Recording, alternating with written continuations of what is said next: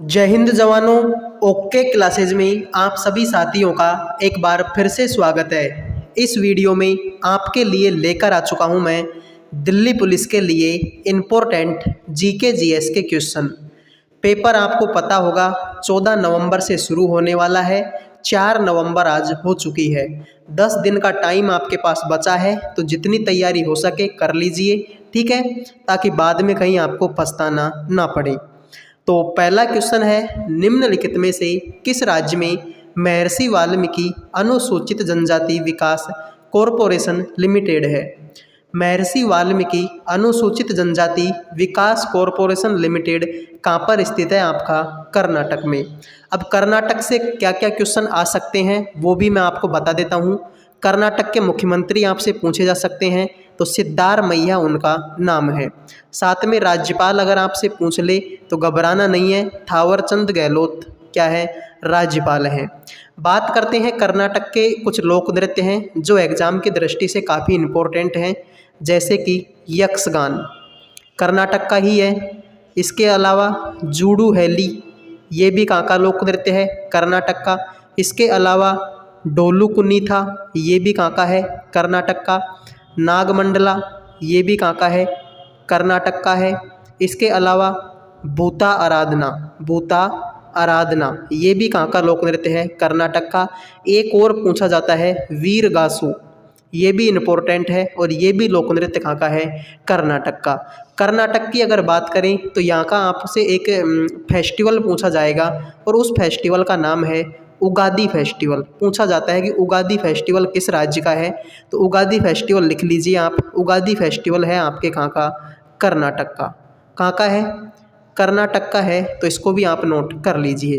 तो क्या क्या देख लिया हमने? देखो, राज्यपाल देख लिया, मुख्यमंत्री देख लिए, लोक नृत्य देख लिए और एक फेस्टिवल देख लिया जिसका नाम है उगादी फेस्टिवल। तो महर्षि वाल्मीकि अनुसूचित जनजाति विकास कॉरपोरेशन लिमिटेड ये है कहाँ पर? आपका कर्नाटक में है, ठीक है, लिख लीजिए। निम्नलिखित में से किस शॉर्टकट कुंजी का इस्तेमाल MS वर्ड 365 में चयनित डाटा को कॉपी करने के लिए किया जाता है? तो MS वर्ड 365 में चयनित डाटा को कॉपी करने के लिए किसका प्रयोग किया जाता है? कंट्रोल प्लस में C का प्रयोग किया जाता है, ठीक है। कॉपी करने के लिए कंट्रोल प्लस में C। और अगर आपसे पूछ ले कि पेस्ट करने के लिए किसका प्रयोग किया जाता है, तो कंट्रोल प्लस में V का प्रयोग किया जाता है, ठीक है। कॉपी करने के लिए C का और पेस्ट करने के लिए कंट्रोल प्लस में V का। उत्तल दर्पण द्वारा बनने वाला प्रतिबिंब सदैव कैसा होता है? उत्तल दर्पण के द्वारा जो प्रतिबिंब बनता है वो हमेशा आभासी और कैसा होता है? सीधा होता है। आपसे पूछ ले कि बताइए उत्तल दर्पण का प्रयोग कहाँ पर किया जाता है? तो जो वाहन होते हैं, वाहनों में पीछे के वाहनों को देखने के लिए, यानी जो पश्च दर्पण होता है, पीछे के वाहनों को देखने के लिए जो दर्पण काम में आता है, उसमें किसका प्रयोग होता है? उत्तल दर्पण का प्रयोग किया जाता है। आप इस चीज़ को लिख लीजिए, ठीक है। अगला क्वेश्चन है, उत्पादन फलन को खाली स्थान से व्यक्त किया जा सकता है जहां L श्रम है, C पूंजी है और Q वह अधिकतम उत्पादन है जो उत्पन्न किया जा सकता है, ठीक है। तो Q बराबर में क्या हो जाएगा? FLC, ठीक है। Q बराबर में क्या हो जाएगा? FLC। तो Q का क्या हो जाएगा? वो अधिकतम उत्पादन हो जाएगा जिसको उत्पन्न किया जा सकता है, ठीक है। तो फलन को किससे दर्शाया जाता है? Q बराबर में FLC से। नरेंद्र मोदी ए पॉलिटिकल बायोग्राफी किसके द्वारा लिखी गई? नरेंद्र मोदी ए पॉलिटिकल बायोग्राफी को किसके द्वारा लिखा गया? एनडी मैरिनो के द्वारा लिखा गया है। अब देखो, एनडी मैरोनी की और पुस्तकें एग्जाम में आ सकती हैं, तो लिखो ESCAPE, एस्केप फ्रॉम चारनोबिल, ठीक है। एस्केप फ्रॉम CHERNOBYL, ठीक है। Escape from Chernobyl. इसके अलावा escape from East Berlin, BERLINE, escape from East Berlin. इसके अलावा द डूर, DOOR, ठीक है, द डूर, अनसन 3.0, UNSION 3.0, ठीक है। तो ये सारी की सारी पुस्तकें किसकी हैं? एनडी मैरोनी की है। एस्केप फ्रॉम चारनोबिल, ठीक है, escape from East Berlin, the door, अनसन 3.0। तो ये पुस्तकें किसकी हैं? ये पुस्तकें हैं आपके एनडी मैरोनी की।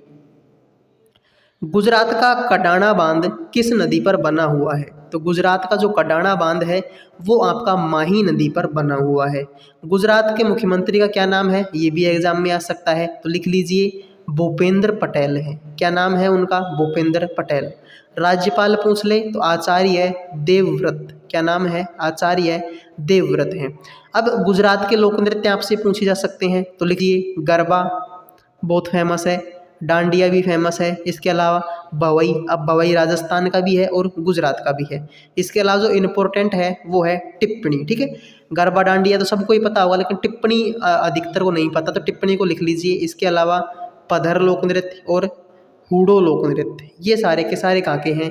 तो ये सारे के सारे लोक नृत्य हैं गुजरात के। गरबा, डांडिया, भवई, टिप्पणी, पधर और हूडो। ठीक है, लिख लीजिए। 94वें अकादमी पुरस्कार 2022 में मुख्य भूमिका के लिए सर्वश्रेष्ठ अभिनेता का पुरस्कार किसने जीता? तो सर्वश्रेष्ठ अभिनेता का पुरस्कार किसने जीता? विल स्मिथ ने जीता है। किसने? विल स्मिथ ने। विश्व बैंक ने अक्टूबर 2022 में आंध्र प्रदेश में साल्ट परियोजना के लिए खालिस्तान $1 मिलियन का शर्त रहित दिया था। ठीक है, ये सारे किसके क्वेश्चन हैं? करंट अफेयर्स के। आपको पता होगा 50% जीके के आएंगे, जिसमें से करंट अफेयर्स भी आपका एक महत्वपूर्ण रोल निभाने वाली है। तो विश्व बैंक ने अक्टूबर 2022 में आंध्र प्रदेश में साल्ट परियोजना के लिए खालिस्तान $1 मिलियन का शर्त रहित ऋण दिया, 250 मिलियन डॉलर का। ठीक है, विश्व बैंक का हेडक्वार्टर कहाँ पर है? वाशिंगटन डीसी में। कहाँ पर स्थित है? वाशिंगटन डीसी में वर्ल्ड बैंक का हेडक्वार्टर है। वर्ल्ड बैंक के हेडक्वार्टर भारत से कौन बने हैं? ठीक है, सॉरी हेडक्वार्टर नहीं, अध्यक्ष। ठीक है, वर्ल्ड बैंक के अध्यक्ष कौन बने हैं? अजय बंगा। कौन बने हैं? अजय बंगा बने हैं। लिख लीजिए, एग्जाम में आ सकता है। केंद्रीय सूचना और अन्वेषण ब्यूरो भारतीय संविधान की 7वीं अनुसूची की किस सूची के अंतर्गत आता है? 7वीं अनुसूची में आपको पता होगा संघ सूची, राज्य सूची और समवर्ती सूची तीनों आती हैं। अब आपसे पूछा है कि केंद्रीय आसूचना और अन्वेषण ब्यूरो भारतीय संविधान की 7वीं अनुसूची की किस सूची के अंतर्गत है? तो ये आपके संघ सूची के विषय के अंतर्गत है। ठीक है, इस यानी कि इस पर केंद्र सरकार जो है कानून बना सकती है। आपको पता हो तो 7वीं अनुसूची किस आर्टिकल में है? 7वीं अनुसूची किस आर्टिकल में है? किस अनुच्छेद में है? अनुच्छेद 246। अनुच्छेद 246 बोलता है संघ और राज्यों के बीच में कार्य का विभाजन। ठीक है, संघ और राज्यों के बीच में कार्य का विभाजन। तो आपको पता होगा 7वीं अनुसूची में तीनों अनुसूची आती हैं, संघ, राज्य और समवर्ती। तो इनमें से कुछ पर तो राज्य सरकार कानून बनाती है, कुछ पर केंद्र सरकार बनाती है और कुछ पर राज्य और केंद्र दोनों सरकारें जो है कानून बनाती हैं। तो आर्टिकल 246 का हिस्सा है 7वीं अनुसूची। इंटरनेशनल क्रिकेट परिषद ICC men's player of the month सितंबर 2022 का खिताब किसने जीता? मोहम्मद रिजवान ने जीता है सितंबर 2022 का। निम्नलिखित शतरंज ग्रैंड मास्टर में से किसने सितंबर 2022 में सिंकफील्ड कप का 9वां संस्करण जीता है? तो सिंकफील्ड कप का 9वां संस्करण किसने जीता है? अली रेजा फिरोजा ने। किसने जीता है? अली रेजा फिरोजा ने जीता है सिंकफील्ड का कप का। ठीक है, डाटा प्रेषण के निम्नलिखित में से किस प्रणाली में डेटा एक साथ दोनों दिशाओं में प्रवाहित हो सकता है? ठीक है, ये आपका किसका क्वेश्चन है? कंप्यूटर का क्वेश्चन है। आपको पता होगा दिल्ली पुलिस में 10 क्वेश्चन जो है कंप्यूटर के भी आते हैं। तो डाटा प्रेषण की निम्नलिखित में से किस प्रणाली में डेटा एक साथ दोनों दिशाओं में प्रवाहित हो सकता है? Full duplex. ठीक है, किसमें? फुल डुप्लेक्स में। ठीक है, खरीफ की फसलों की कटाई कब तक की जाती है? तो बुआई कब तक होती है? जुलाई अगस्त में क्या होती है? बुआई होती है। और कटाई कब तक होती है? सितंबर से अक्टूबर में जो है इनकी कटाई हो जाती है। ठीक है, ये तो बहुत आसान क्वेश्चन है।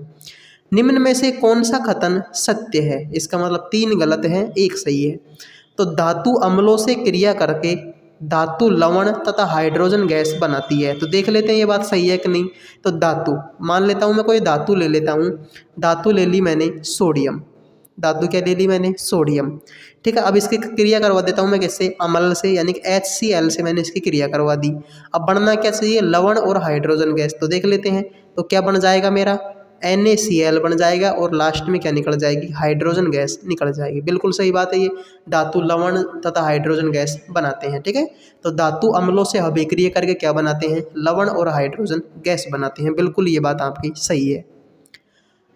भारत में ईसाई धर्म में धर्म परिवर्तन को आसान बनाने वाला कानून किस वर्ष पारित किया गया था? तो ईसाई धर्म में धर्म परिवर्तन को आसान बनाने वाला कानून किस वर्ष पारित किया गया था? 1850 में ये कानून आपका पारित किया गया था।